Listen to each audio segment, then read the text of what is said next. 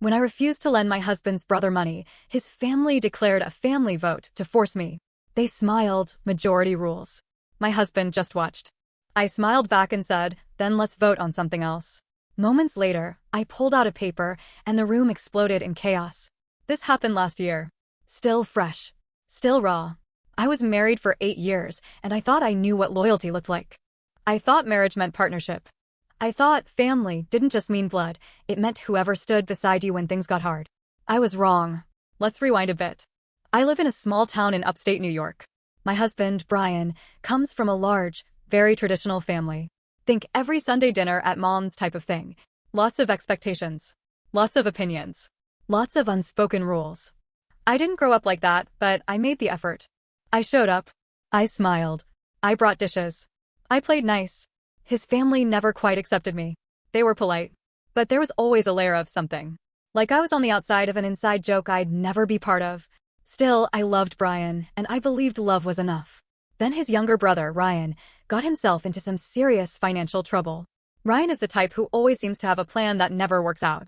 From dropshipping empire, to crypto consultant, to luxury car flipping, he's tried it all. And failed at all. The family always brushed it off. He's just figuring it out, they'd say. He's ambitious. Well, this time, Ryan took out a huge personal loan under his name and convinced his parents to co-sign. Surprise, he defaulted. And the bank came knocking. I guess they assumed I'd be the safety net. I work full-time as a surgical nurse. I'm good with money. Brian and I have no kids, and over the years I've been pretty disciplined with our savings. So naturally, Ryan shows up to our house one day with this whole sob story about needing $18,000 just for a few months. I told him no. Politely. Calmly.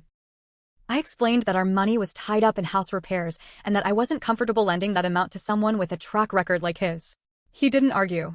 He just nodded, said he understood, and left. I actually felt bad for him for a second. Until 3 days later, when I got invited to a family meeting. It was at Brian's parents' house. I walked in, and every sibling, every spouse, the parents, everyone was there. Except Ryan, weirdly. He was running late. They were all smiling in that overly nice way that makes your skin crawl. Then it started. Brian's dad said they'd been talking as a family. They were concerned about Ryan. They knew I had the money, and they decided that since Ryan's situation affected all of them, they should handle it democratically. And that's when they said it. We're calling a family vote. A family vote. Like I was some hostile corporate takeover target. I looked at Brian, waiting for him to shut it down. He didn't. He just looked tired. Or maybe scared. Hard to tell. I asked, "You're serious?" His mom said, "Yes. Majority rules. That way it's fair. Like this was some courtroom and not my life." I stayed quiet. They voted. Every single person voted, yes, that me and Brian, should lend Ryan the money. Then they all looked at me. Waiting. Like I was just supposed to agree because they'd done some weird culty ritual. I nodded slowly and said, "Okay. Let's vote on something else now." There was some confused silence. My voice stayed calm. Flat. I reached into my purse and pulled out a manila envelope. I slid it across the table toward Brian. He looked confused. His dad said, "What's this?" I said, "It's a copy of the quitclaim deed for the house Brian and I live in. The one we fully own. My name is the only one on the title." More silence. I opened the envelope and pulled out a second paper. And here's a notarized prenup amendment I had drawn up last month. Since you all like votes, I thought I'd make sure my assets are clearly separated. Brian, I left a copy on your nightstand last week, just in case. His mother looked like she'd swallowed a lemon. His sister's jaw dropped. His father's face went red. I looked directly at Brian. "So, do you want to have another vote? This time about whether we stay married?" He didn't answer. The room was dead quiet. Then Ryan walked in. And that's when everything really fell apart. Ryan walked in, all casual, like he hadn't just thrown a grenade into my marriage.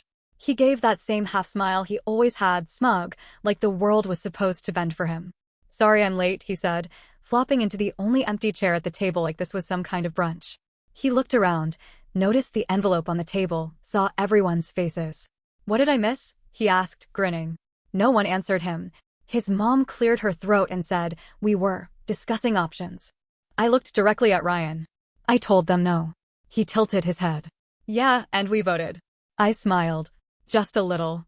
"Right. And I voted too. With legal documents." That wiped the grin off his face. I could see his brain working, trying to figure out where his backup went.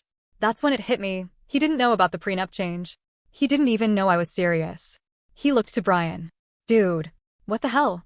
Brian just sat there, still not saying anything. So Ryan snapped. He stood up and said, loud, you're just going to let her do this? Let her embarrass us like this? Us. That one word made something snap inside me. Like I wasn't a person anymore, just some outside enemy. Brian opened his mouth, but still nothing. That's when Brian's dad slammed his fist on the table. This is not how family works, he shouted. You don't bring lawyers into a family matter. You don't draw lines in the sand like this. We are not strangers. I leaned forward. You made it a business transaction when you voted like a boardroom. You treated me like a bank account. I responded in kind. His face turned purple. That's when the second twist dropped. Brian's sister, Morgan, quiet, always keeping to herself, spoke up. She said, you know what? I'm tired of pretending too. Everyone turned to her. I lent Ryan money last year, $10,000. Never saw it again. I didn't tell anyone because I didn't want to cause drama. But watching you all corner her like this? I'm done staying silent. The silence was deafening. Ryan blinked. What are you talking about? Morgan laughed. A hollow, bitter laugh. You promised to pay me back within 6 months. You told me you were flipping a Tesla and needed cash fast. You ghosted me after I wired it. Ryan looked to his mom. She's lying. But something shifted in the room. Like a fog lifting. That's when Brian's youngest brother, Jason, jumped in. I thought I was the only one, he said quietly. I gave him $5,000. On my credit card. He said he needed it for a course. That was 2 years ago. Suddenly it was like a dam broke. One by one, people started speaking up. A cousin, an uncle. Even Brian's mom looked like her stomach had dropped. Turns out, Ryan had been leeching off everyone, bit by bit. Always with a promise. Always with a lie. I just sat there, silent, watching it all crumble. Ryan tried to yell over them. This is bullshit. You're all just trying to make me look bad. I leaned back in my chair. You didn't need help with that. He turned to Brian, now panicked. Say something, man. Brian finally looked at me. And all he said was, when did you get the prenup changed? There it was. Not, I'm sorry. Not, let's go home and talk. Not even, you were right. Just that. I stared at him for a long time. My throat tightened. Not from sadness, just exhaustion. About 6 weeks ago, I said. Right after Ryan's last opportunity came up. His mom was crying now. His dad sat down, like the fight had drained out of him. Ryan stormed out of the room. Nobody followed. I grabbed my purse. Brian stood up like he was going to follow me. I held up a hand. Don't. And I left. But the story didn't end there. Later that night, I got a message from Morgan. She wanted to talk. What she told me changed everything I thought I knew about Brian's family and about my marriage. Let me know if you want part 3. Trust me, it gets darker. That night, I didn't sleep. I lay in bed with my eyes open, staring at the ceiling, trying to feel anything. Anger, sadness, clarity. Nothing came. Just a ringing silence. Around 2 a.m., I finally opened the message from Morgan. She just said, can we talk? I know stuff I didn't say earlier. I think you deserve to know. We met the next afternoon at a little coffee shop in town. Neutral ground. She showed up looking tense, but there was a weird calm in her eyes. She didn't waste time. I don't know how to say this without making it worse, she started. But I've been waiting for someone to finally see through Ryan. And maybe Brian too. That last part hit me in the chest. I asked her what she meant. She took a breath. Ryan's been a parasite for years. But Brian, he's not just a bystander. I didn't get it. Then she said something that made my stomach turn. You know that crypto thing Ryan did last year? The one that blew up and left him broke. I nodded. She said, Brian was in on it. They did it together. That's where most of Ryan's debt came from. I stared at her. No words. She pulled out her phone and showed me screenshots, messages, emails, even a payment trail. Brian wasn't just aware of Ryan's disasters. He was in them. Helping, covering, even transferring money between his and Ryan's accounts. I felt the room tilt. Like I wasn't in my body anymore. He told me not to say anything, Morgan said quietly. Said it would just make things worse. And he promised to make it right. I believed him. But now I see he was protecting himself. I whispered, he used our savings? She looked at me.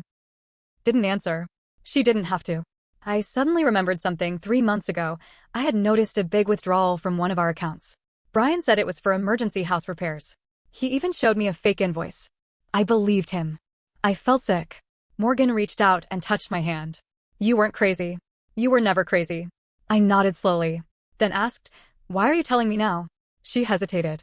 and then said, because I found out something else. I braced myself. Brian and Ryan went to your parents last month. Tried to borrow from them too. I blinked. What? They told your parents you were thinking of investing in Ryan's new business. Wanted to get them in before it launched. Your mom called me after you left last night, worried. That's when I realized, they're not just using you. They're trying to sell you. I couldn't breathe for a second. They went behind my back. Used my name. Used my reputation to trick my own parents. I stood up. I had to move. Think. Do something. Morgan grabbed my arm. I know you're angry. But if you're going to do anything, be smart. Be one step ahead. I'll help. I asked her what she meant. She smiled. Not in a happy way. A tired, sharp smile. I've been documenting everything for years. Bank records. Texts. Emails. Screenshots.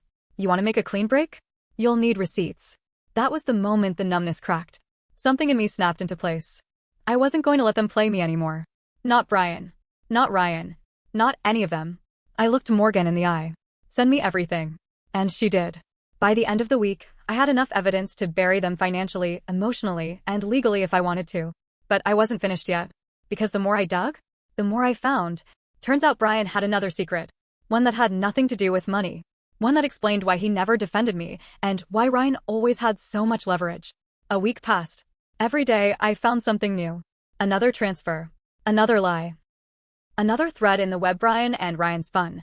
I had Morgan's folder. I had my bank records. I even checked my credit. Brian had applied for 2 cards in my name, never used them, just had them sitting there. Probably waiting for the next big idea.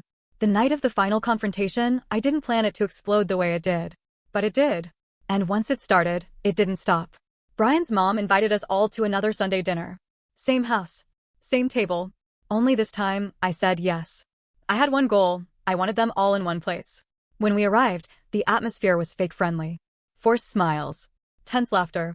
They thought the storm had passed. Brian sat beside me like everything was fine. He kept checking his phone, but he smiled when someone looked. Ryan wasn't there, running late again. Fitting. I waited until the food was served, drinks poured, and everyone was comfortable. Then I stood up and said, I think it's time for one more vote. They froze. Brian looked at me like he didn't understand. I pulled out a small stack of papers from my bag. I didn't drop them dramatically. I didn't raise my voice. I just laid them on the table, one by one. This, I said, pointing, is proof of a joint bank account between Brian and Ryan. Opened 3 years ago. Transferred nearly $60,000 total.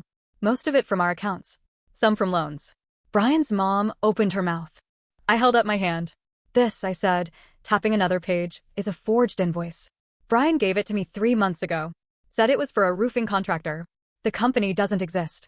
Silence. And this, I held up the last page, is a copy of an email sent to my parents, using my name, promising them equity in Ryan's fake startup. Brian, you CC'd yourself. His face drained of color. Nobody spoke. So I kept going.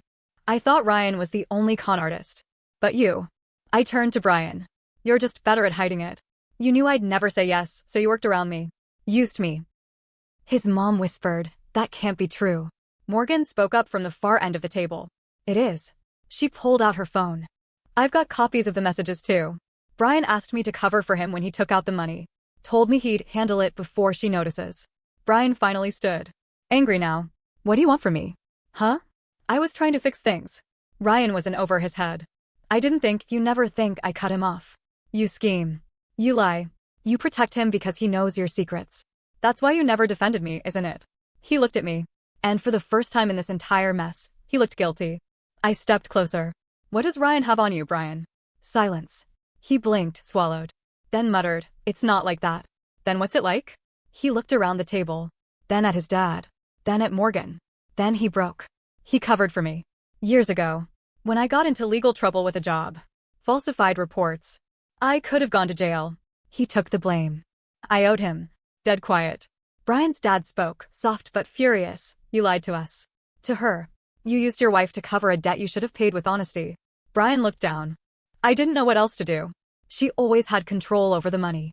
I needed a way to fix it before she noticed. There it was. That word again. Control. He thought of me as the one with the money. The power. The gatekeeper. Not a partner. Just a tool.